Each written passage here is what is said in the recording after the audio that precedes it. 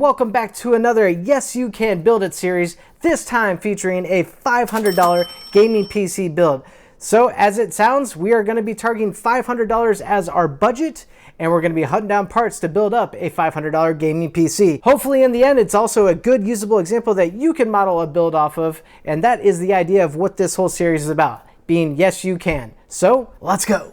Alrighty guys, so I want to incorporate the best price to performance possible, and I know the latest 12th gen CPUs from Intel are definitely starting it up in terms of their price to performance, and I want to be able to incorporate that if we can. I know, since considering we've had a lot of builds that have been focused around AM4, and there's good reason behind that too, because AM4 platform has been around for 4 to 5 years now, and so that has created a lot of part availability just to ensure numbers of parts, but also because the platform hasn't changed, it's allowed us to use it with a vast number of different kinds of supported CPUs, as opposed to with Intel, they've changed their platform almost every single year. Hopefully we'll see that change a bit in the future, but because we're at about a $500 range, I want to see what we can do. I want to try to offer some variety to you guys instead of just pushing out another AM4 build to you guys. So over on PC Part Picker, let's see where we get, and I'm gonna start with the CPU and see what brand new prices have to offer in terms of that. I'm gonna go over to CPU and we're gonna target the 12100F. And looks like our cheapest price here being $107. So with the i3-12100F, it is a 4-core, 8-threaded processor, and it can boost up pretty high in terms of frequency, so it's a great processor in terms of budget building, and obviously the price reflects that, being $107. That's pretty darn good, especially for something that is brand new. So we haven't really seen the likes of that since AM4 released stuff like the AF models of the 1600s and the 3000 series 4-core, 8-threaded processors that were going for around that price. But those quickly became unavailable in terms of their price because they got so popular. So I don't know if the same thing is going to happen here, but we see one that is available to us on Newegg, B&H, and actually Best Buy. So all good stuff. So we have something available to us. Now with this processor, the good thing here too is we don't need a cooler, so we don't even need to be looking for that because it comes included. Let's just go straight into motherboard, and we're going to target the cheapest H610 motherboard we can find and see if we can make it work here. So let's go over here, target H610. And the lowest price here on the market looks to be this Gigabyte board from, where is it selling on? Amazon. Okay, so Amazon new and Newegg, although the Amazon price is $10 cheaper. But this looks to be a decent board. There isn't a whole lot of offerings to it. It has no cooling over the VRMs. It's only got 2 DIMM slots, but for budget, that works just fine. I've built like that before plenty of times. We do have an NVMe slot, so we can put in an NVMe drive for fast boot times. IO on the back doesn't look all that fantastic. It's basically pretty stripped down. What's the next best board? But I think we're going to be shooting up in price. Yeah, we're going to go up another $10, and from there, it starts to really go up. So I'm a little worried because this is what I've commonly seen with Intel, is the CPUs are great in terms of price to performance, but then the motherboards, they're kind of hard to get your hands on, especially with something that's new that you're not commonly going to be able to find in the used or refurbished world like you can with AM4 because it's been around for so long. But let's use this for now as our placeholder for the Intel build, and we've got another one we're going to be doing here for AM4, and we're going to match things up new to new and then take it a step further and see if we can find better deals to get the best price to performance. So just for sake of comparing brand new to what's brand new and available out there, we're going to go take a look at the AM4 series. So let's get right into that. Let's go over to a CPU and see what our cheapest Ryzen CPU that we can find. And the good thing about that too with PC Part Picker is we can put that in as a filter over here and just source by our lowest price here and see what we come across. And looks like our cheapest Ryzen that we have here is a Ryzen 3 3100 for $137. So a bit up there, roughly $30 more than the i3. Comparable performance in terms of cores and threads. The Intel chip is obviously going to perform a little bit better because it is on a newer architecture and it does clock up quite a bit higher, but in and about around the same performance that you can come to expect. So if we add that, let's see where we get that from. Brand new from Newegg or Amazon, which is good. We have two options that are basically the same price for $135, give or take. Okay, now $137. Let's see what we can get in terms of motherboard to compare these two options, because this is is, like I said, what causes me to either do the flip-flop, because CPUs are cheaper on the Intel side right now from a budget perspective, which sounds crazy saying. However, motherboards are more expensive, and Ryzen side has a lot cheaper motherboards, which I think we're gonna find here. And source by price lowest to highest. Yeah, exactly what I was saying. We've got several options here that starting at about $70 and go up from there, and we get about 10 or so listings down before it starts to match the motherboard price of the Gigabyte board that we found for Intel. So let's just go with the cheapest here. What should we got? Here's a B450M Pro 2 Max from MSI, built with that board plenty of times for these exact reasons. It's cheap, reliable, supports, you know, higher tier CPUs. I really wouldn't suggest anything really beyond like a Ryzen 5, but it's pretty stripped down too. So only 2 DIMM slots, no cooling over the VRM. It's just basically what we need in terms of for a basic build. So if we add this being a brand new part, just to compare apples to apples here, we're at $206.92 for AM4, and we're at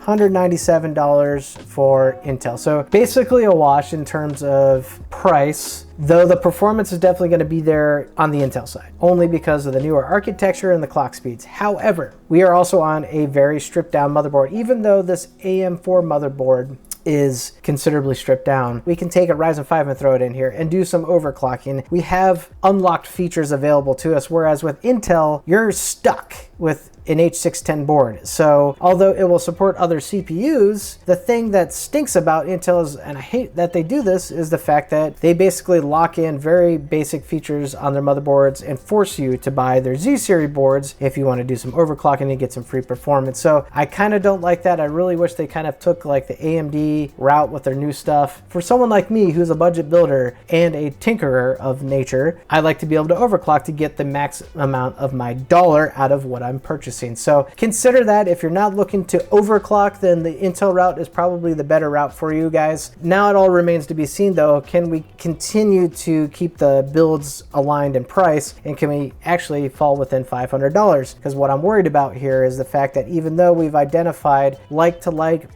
price and performance here with Intel and AMD, that's going to start to wither away when we need more money for our GPU, and we're going to have to make some sacrifices and do some parts hunting. Because I know even though this MSI motherboard is $70, we can probably find one cheaper, way cheaper, and we've done it before. So let's just delve right into the next part, and that being RAM, and we're gonna stick with the cheapest workable solution possible, and we want 16 gigs as a minimum as far as the capacity and speeds, and we are sticking with DDR4 for a budget build, even with the new Intel platform, because it does actually support DDR5. However, that's not going to fit in our budget at all, so I'm going to leave it pretty reasonable and target a 36 to 3800 top end and a 3200 say low end for our memory speeds, and give us 16 gigs to boot. So Silicon Power still comes in at the best price to performance here, and this is, as we know, is not a very fancy looking RAM kit, but it is cheap and effective, and it is available brand new on Amazon for $55. So if we go ahead and just add that to our cart, or I guess our PC part picker list, now we're sitting at $261.89. So far so good. That RAM can be used in the Intel system as well. We're just going to keep on going down the part list. Let's go over to storage here now. So the only real filter I really want to apply is I want to make sure it's an NVMe drive, and our capacity, we're just going to keep it to about 512 gigabyte and sort by price. And what do we got here? Another drive that I've used and recommended before. So we've got Team Group and Silicon Power roughly around the same price. So why not just go with our first option here for $44, the Team Group MP512 solid state NVMe drive. So at $305, we've got roughly $200 to spend on video card,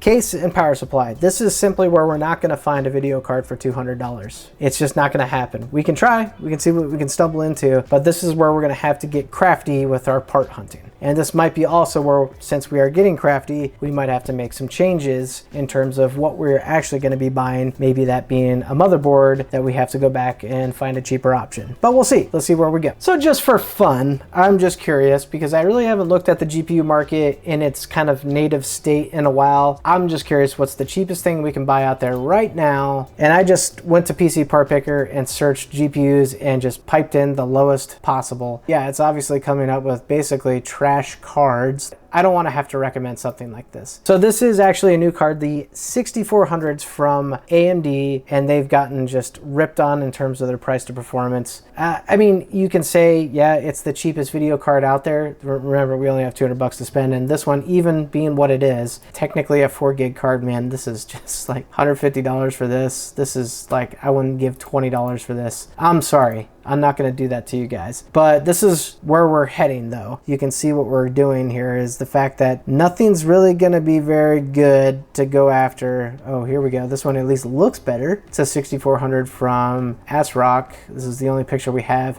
The Challenger. Looks amazing.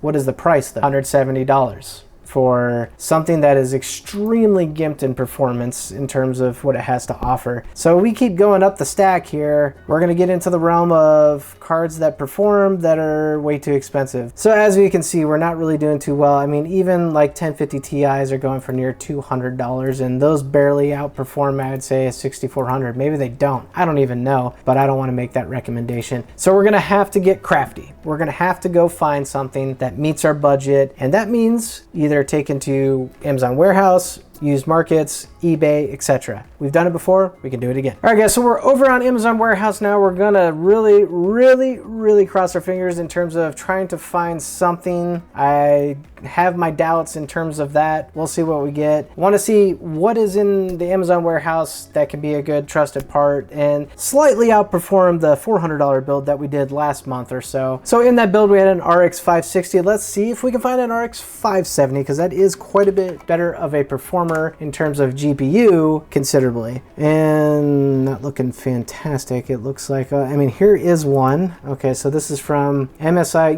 Yo, the I guess new listing. I didn't even know these cards had new listings at this point. They're like 5 to 6 years old, but for $400. $400 for that. For a 4 gig. There is 8 gig models. Yeah, so the GPU market is still healing, we can say. So the used listings here that are in the Amazon Warehouse looks to be about 224 at the lowest, 227, kind of goes up from there. Even still, if we use that, the budget is broken at that point. So we need like $100 cheaper, give or take ish. We'll see what we can do, but yeah, this isn't gonna work, and I think that was probably our cheapest listing for an RX 570. The cool thing here is availability is there. The prices are still in much needed healing mode. We're kind of stuck here, guys. Amazon Warehouse is not going to give us what we need. We have to look elsewhere, more towards applications or websites that are focused on delivering used market sales, something that you guys can go to and buy from. And the best things I can think of right now are eBay, and I've heard of this site called Jawa, which has become popular amongst the budget builders on YouTube recently. So I want to give them a chance and see what we got here. And they're supposed to hold their buyers, or their sellers, I mean, accountable and keep them in check. So let's see what we can find on Jawa. All right, this is literally my first time browsing Jawa. I know nothing about it in terms of the site other than it being a place where people sell stuff kind of like eBay, but as I mentioned, has more regulatory function to it, so they don't allow scalpers to go rampant and crazy. So I'm hoping that we can find some reasonable GPU deals here. And let's start off with what we were searching for before. Let's go to an RX 570. A little better, not really much, but better.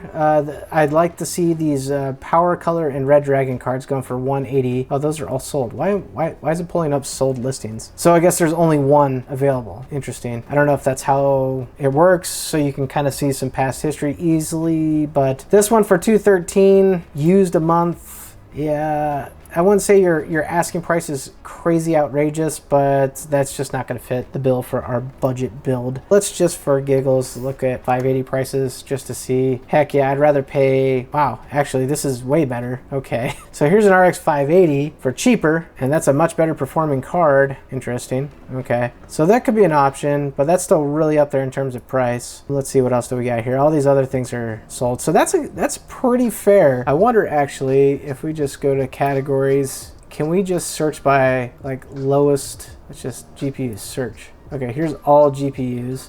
Here we go. Lowest price. Now, I wouldn't say that these prices are out of touch. They're within touch of the current market. It's hard for us as a budget PC builder to really find something. So let's keep that in mind. We might have to make some sacrifices somewhere, I think, to squeeze some more money for a GPU. I'm gonna go over to eBay and just see what they got there as well. See if it's any more competitive and a better option for us. eBay is gonna be a lot more expansive in terms of availability of parts, so hopefully that translates to better prices. So let's see what we got here. Let's still stick with our RX 570. The reason I'm sticking with that is because it's a good middle ground card. You go any higher into the realm of, say, like the 6000 series cards, then you start to really go up in price, and those are the newer cards, right? Even the 5000 series cards, but the price just goes up from there. Now obviously if I can find something good, I'm gonna go for it, but you know, we still have to try to remain within our budget. We search for RX 570, and I'm gonna take the price plus lowest shipping first and buy it now prices. And what do we have here? Okay, here we go. This is solid. Look at this. Okay, Asus AMD RX 570 4 gig card for $154. Pretty darn good. Now $30 more on Jawa will get us a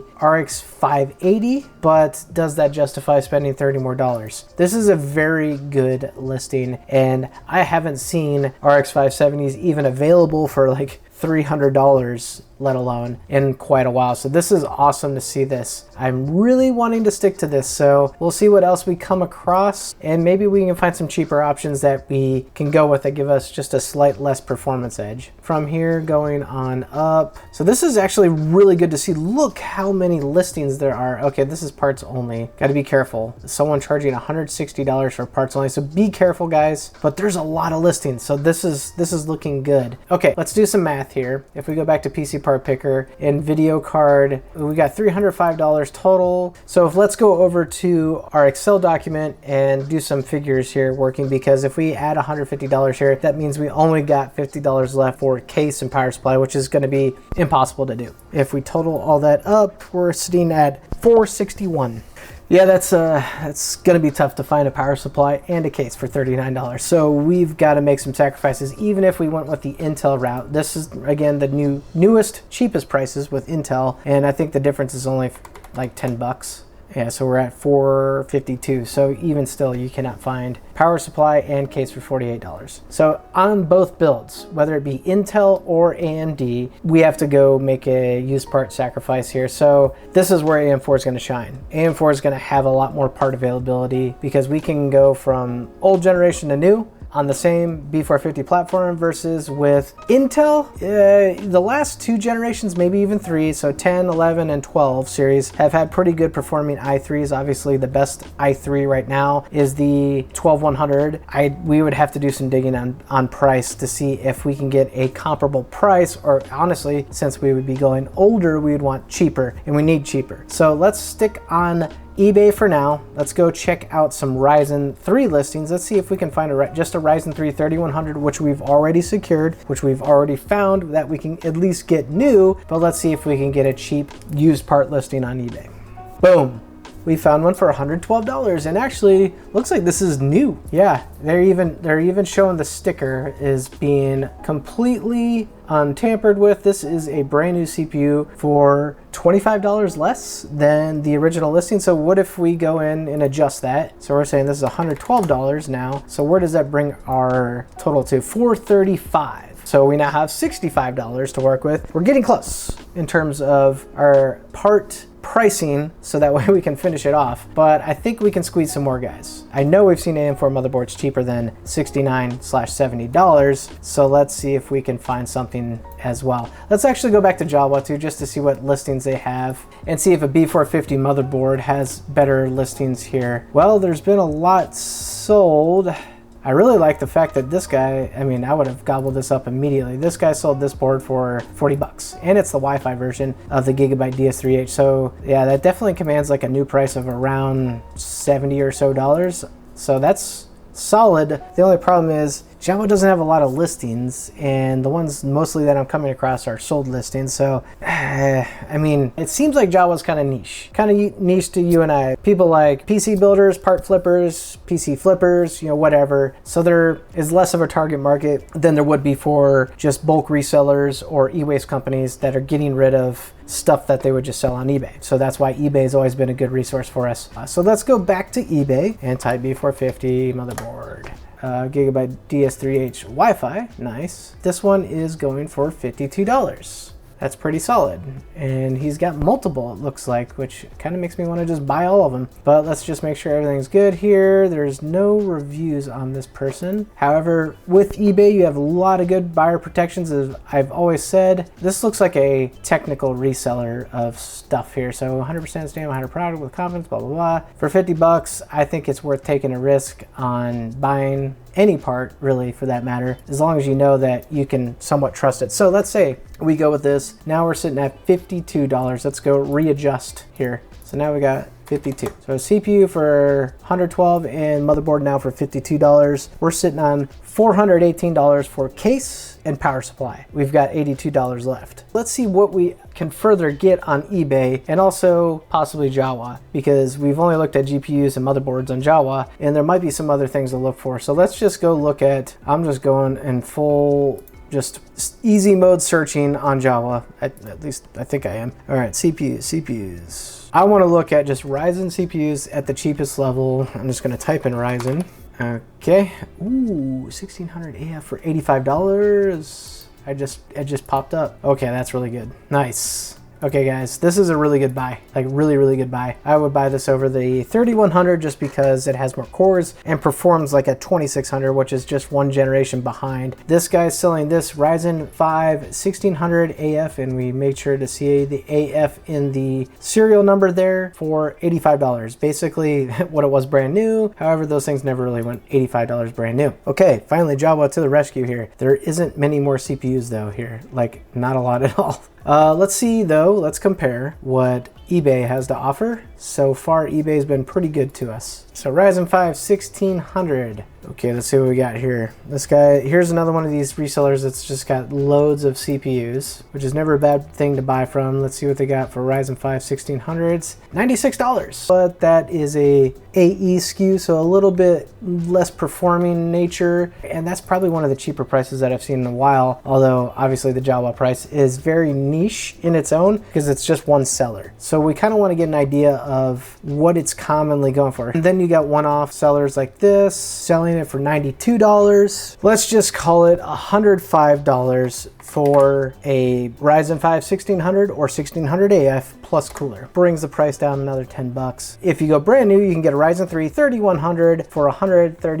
$138-ish, but then you're really spending a lot on something you don't need to spend a lot on. Even if we went with a listing on eBay, we would still spend less. So now we've got $411. We've got a decent GPU. Maybe we can even up our GPU a little bit, but let's take a look at Intel to make sure that we've crossed all of our T's, dotted all of our I's, and to make sure that there isn't anything left on the table that can allow us a better, performance comparable to what we've discovered with AMD. All right guys, so future editing Dan here. Sorry for the little continuity snafu there. I had a bunch of recording going, and while I was recording, just wasn't with audio, and I didn't really stumble on it until late into editing this video. So I'm gonna give you guys a quick summary of what we were just about to get into, which was trying to see if we could find a comparable Intel platform that would accommodate us in a budget sense to remain in the $500 mark and give us good price performance. So let's go to PC Part Picker here. Now let me just show you what I've kind of was hinting at through the video. So if we stuck with an Intel 12th Gen i3, which is a great bang for the buck CPU in terms of the cost of the CPU and its performance, the problem is the supporting platform being the motherboard. Now, if we kept to extreme basics, we would stumble on an H610 board, which at the cheapest price possible here, we've got something like this ASRock board that is $80, and that is extremely stripped down basic stuff. You cannot even enable XMP on these types of motherboards. This is a very stripped down motherboard, so I don't particularly recommend it unless we're going for something extreme. But if you want to bump it up just a little bit to get at least XMP, then you would have to stumble on the B660 motherboards. But the issue remains here is the price, and as you can see with the B660 boards, their price jumps up quite a bit quite quickly, and there really isn't a whole lot more that's offered with the B660 motherboards other than it does enable you to do memory overclocking. However, you're still on a what's considered a non-overclockable platform. But you might be thinking too, well, that's just a brand new CPU chip and brand new motherboards. You are correct. If we go down just one generation, keep in mind that the budget series CPUs from Intel i3s did not release to desktop. They did not make that. They just continued making the 10th gen in the i3 series model lineup. So we have to go with a B500 series board, either being the B560 or the H510, which pretty much paints the same story. The prices are almost completely identical. If we look at the H610 prices, which is around $70 to $80 at the bare minimum, and we look at the H510, $70 to $80 at minimum. Same thing with the B560. The B560, we're getting away with a little bit better prices than we are with the B660s, but again, you're still in a very locked down, not a lot of featureful motherboard that you get with B450. And keep in mind, even if we bought B450 brand new, which we can do here, we are under the value of these Intel motherboards by a pretty significant amount. And as you saw, if we go after a used part, because there are so many used parts available on the AMD platform, because it's been a supported platform for the last 5+6 years, prices on the used market and refurbished resale market are at all-time lows, which makes it so easy for us to create a budget build, bang for the buck PC. So I did want to kind of just run through that real quick with you guys. I've been an Intel guy for a long time. I think they make great products. However, these last few years have really hurt them in the scene of budget building because their platforms change almost every single generation, which causes you a headache in trying to get cheap stuff. So as you can see, the 500 series and the 600 series boards are almost identical in price, even though they're completely two different generations, which shouldn't be that way, honestly. But anywho, let's jump over to power supply next, as that was another piece of recorded video that I messed up the audio with. So here we are. We're going to go take a look at some power supplies I found for you guys. We're going to summarize that too, because I understand that this video is starting to get long tooth, and I'll show you guys what awesome deals I found. Alright guys, so as mentioned, we're going to summarize what we found in power supply, and we found a great deal and something that I've used before, so you guys have something to relate to. Now, we are building a $500 build, so power supply, I wouldn't ever say to go cheap on. I wouldn't ever say to buy used. But I would also say buy pretty much a recommendable brand at that point, and ones that you know are not having some type of PR related issues with them. So I always fall on products like EVGA as a kind of a go-to cheap power supply brand. So what did we find? We've got an EVGA W450 watt power supply direct from EVGA for $29. So if we go over to EVGA's website here, we can see what the power supply looks like in full, and I've used these power supplies before, I think actually just the higher wattage models. But the thing I like about these power supplies is EVGA is a very good known brand for power supplies. I actually have one in this system behind me, and I tend to use them a lot. The BR series, the white series, you know, whatever in budget builds, things that make sense. You know, I'm not going to be buying a $250 power supply to pair up with $500 components. It just doesn't make any sense. This is what I've stumbled on as becoming a very reliable source. This is direct from EVGA, 80+ certified. Sure, it's probably down there on the tier list when it comes to the LTT tier list, but this is a budget $500 build, and this gives us everything we need for a mid-grade 1080p gaming machine. So that leaves us with a fair amount of money to actually go find a budget case to get this build completely put together. So let's return to the original film content where I find just that. Okay, so we've got roughly 50 to 60 bucks to spend on a budget case, and I know we can get something pretty decent with that. We're gonna go back to PC Part Picker and just scour the market and find out what we can get. Let's go back to case, and we are simply just targeting a price filter at this point. I'm gonna put my high at like 80 and my low at like 30-ish, and let's see what we got.